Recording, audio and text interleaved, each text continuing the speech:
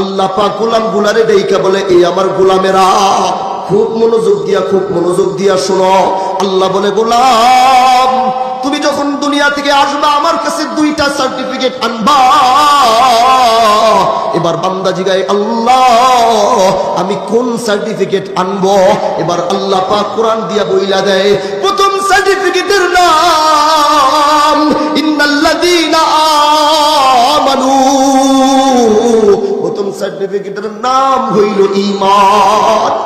আল্লাহ বলে, বান্দা ইন্নাল্লাযীনা আমানু, প্রথম সার্টিফিকেটের নাম হইল ঈমান।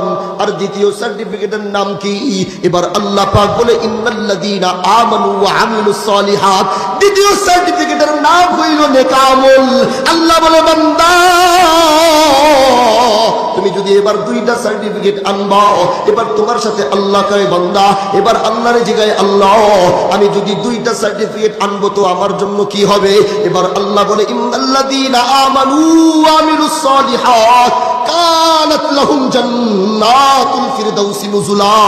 বান্দা তুমি যদি দুইটা সার্টিফিকেট আনবা, আমি আল্লাহ তোমারে জান্নাতের মেহমান বানায়া দিব।